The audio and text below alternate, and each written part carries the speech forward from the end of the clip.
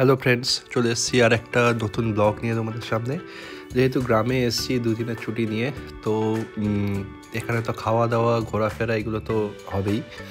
তো আজকের ভিডিওটা ডাইরেক্ট শুরু করছি হচ্ছে চিকেন প্রিপারেশান দিয়ে। তো গ্রামে এসেছি যেহেতু, সেই জন্য ব্রয়লার মুরগি তো খাওয়া হবেই না।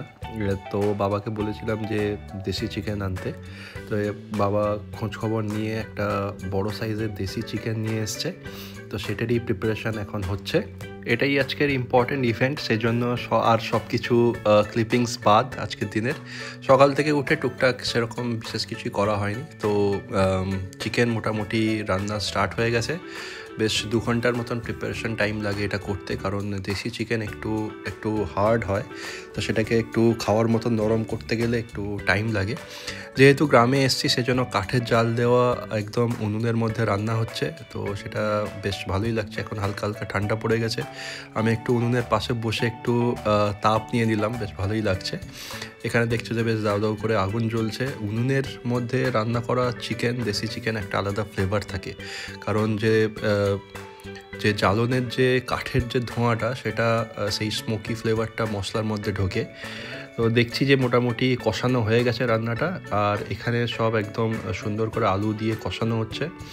ছোটো নুপু খাবে বলে সেজন্য একটু ঝাল টাল কম দেওয়া হচ্ছে। এটার মধ্যে যে ধনেপাতা এগুলো সব দেওয়া হচ্ছে, এগুলো ফ্রেশ একদম আমাদের বাড়ির যে বাস্তুতে ধনেপাতা হয়েছে সেগুলো দেওয়া হয়েছে, লঙ্কা দেওয়া হয়েছে, এগুলো সব আমাদের বাড়িরেরই জিনিস। তো মোটামুটি কালারটাও বেশ ভালোই এসছে। বাবা রান্নাটা বেশ ভালোই করে, একটু অন্য ধরনের স্টাইল আর কি। মা রান্না করে একটা আলাদা স্টাইল, বাবা রান্না করে একটা আলাদা স্টাইল। আর এখানে দেখছো যে অতসী আর ছোটো নুপু খাবে বলে মাছ ভাজা হচ্ছে। যেহেতু নুপু তো চিকেন পুরোপুরি আমাদের মতন খেতে পারে না, ওর জন্য পাতলা মাছের ঝোল করা হচ্ছে। তো আলটিমেটলি স্নান টান করে আসার পরে আমাকে খেতে দিয়ে দেওয়া হয়েছে। কাঁসার থালায় নানা রকমের ভাজাভুজি দিয়েছে, স্যালাড দিয়েছে, কিন্তু স্টার অ্যাট্রাকশান হচ্ছে এই যে কষা দেশি চিকেন। বাটি ভর্তি করে দিয়েছে, আমি বেশ তৃপ্তি করে খেলাম। তারপরে আরও 2-4 পিস এক্সট্রা চেয়ে খেয়েছি। তারপরে একটু ঘুমটুম দিলাম। খাওয়াটা বেশ দুপুরে ভালো মাত্রাতেই হয়েছে, সেজন্য ঘুম ভাঙতে একটু দেরি হয়েছে। আর যেহেতু জার্নি করে গেছি আজকে, সেজন্য একটু পরিশ্রান্ত ছিল শরীর। আমরা যখন ঘুম থেকে উঠলাম তখন মোটামুটি 5টা বেজে গেছে। গ্রামের দিকে সন্ধে খুব তাড়াতাড়ি হয়। আমাদের আগে থেকেই প্ল্যান করা ছিল যে আমরা পঁচাটগড় রাসবাড়ি যেটা আছে, সেখানে রাস পূর্ণিমায় মেলা বসে। তো আমরা সেখানে যাব। আমরা 5:30টায় ঘুম থেকে উঠে মোটামুটি 6টার মধ্যে রেডি হয়ে গেলাম। আমাদের বাড়ি থেকে 10-15 মিনিটই টাইম লাগে যদি হেঁটে যাই, আর যদি আমরা রিক্সা বা টোটোতে যাই তাহলে 5-7 মিনিট টাইম লাগে। একদম বাড়ির কাছেই রাজবাড়ি, একটা হেরিটেজ রাজবাড়ি। এটার বহু ভিডিও আমি আগে আমার ব্লগে দিয়েছি, সেজন্য আলাদা করে আমি আর এক্সপ্লেন করছি না। এখানে মেলাটা বেশ সুন্দর জমেছে। এখনও যে দধি যেটা হয়, যেটা মেন, যেদিনকে ঠাকুর অনেকক্ষণ থাকেন রাস মন্দিরে, তো সেই দধির আগে এটা আমরা দধির দিনই ফিরে আসবো, আমরা দধি দেখতে পাবো না। তো আগের এসছি, তাতেও বেশ ভালোই ভিড় লক্ষ্য করছি। আমরা এখন আস্তে আস্তে রাজবাড়ির ভেতরে প্রবেশ করছি। এটা হচ্ছে মেন ওদের দরজা, মেন প্রবেশদ্বার। এটার ভেতর দিয়ে ঢুকছি। এটার ভেতরে বিরাট একটা দালান ঘর, যেরকম অন্যান্য কলকাতার রাজবাড়িতেও আছে। সেম ব্যাপার, সেম স্ট্রাকচারে সব রাজবাড়ি এখানে তৈরি হয়েছে। বিরাট দালান, এখানে বড় বড় পিলার।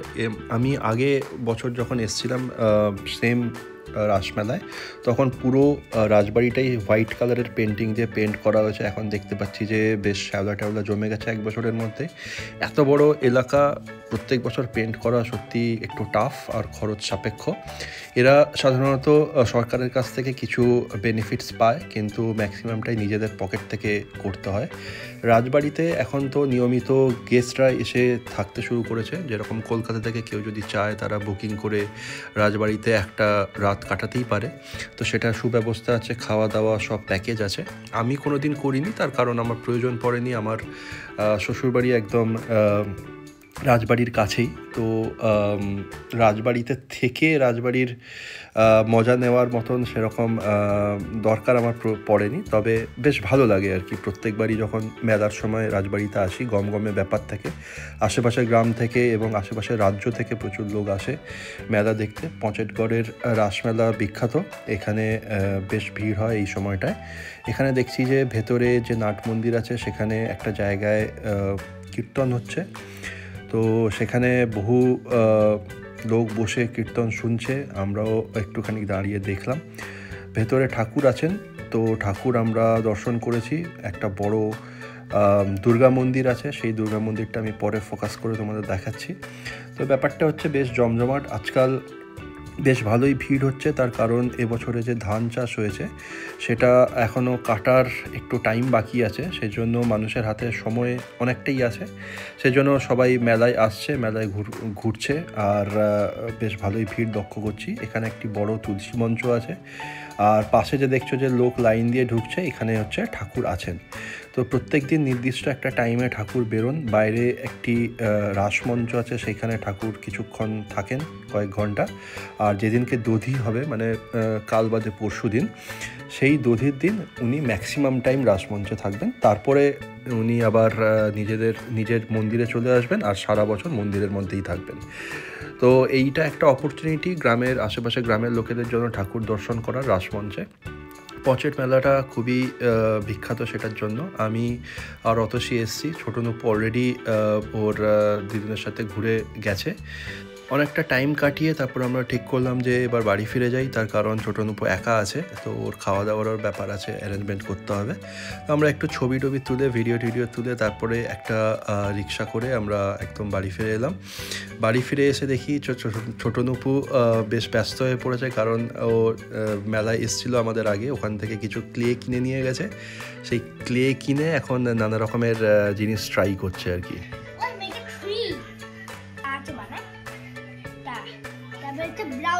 এক একটা দিয়ে করো, সবকটা খুলে ফেলো না।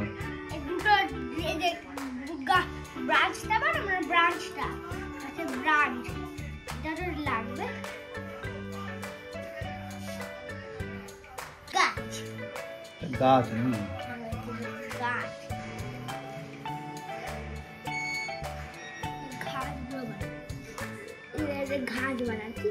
রাতে আর নতুন করে কোনো রান্নাবান্না করা হয়নি। দুপুরের দেশি চিকেন কষা ছিল, সেটা দিয়েই ভাত টাত খাওয়া হলো। মোটামুটি গ্রামের দিকে তো খুব তাড়াতাড়ি খাওয়া দাওয়া করে ঘুমিয়ে পড়া হয়, কারণ গ্রামের লোকেরা খুব সকালবেলা তাড়াতাড়ি ওঠে, 4:30 5টার সময়। আমরা সেম রীতি ফলো করে আমরা তাড়াতাড়ি খাওয়া দাওয়া করে নিয়েছি। এবার আমি একটু বাইরে এসছি, জাস্ট বাইরে দেখতে যে কেমন ঘুটঘুটে অন্ধকার, চারপাশে প্রচুর গাছপালা আছে, হালকা হালকা ঠান্ডাও পড়েছে। তো এবার লেপটেপ গায়ে দিয়ে বেশ ভালো করে ঘুম দেব। কালকে সকালবেলায় আবার মেলায় যাব, আর নানা রকমের ইভেন্ট আছে। তো আপাতত ভিডিওটা আমি এখানেই শেষ করছি। যদি ভিডিওটা ভালো লেগে থাকে তোমাদের, তাহলে অবশ্যই লাইক, কমেন্ট আর শেয়ার করে দিও, আর চ্যানেলটা সাবস্ক্রাইব করে দিও। আজকের জন্য টাটা, গুড নাইট।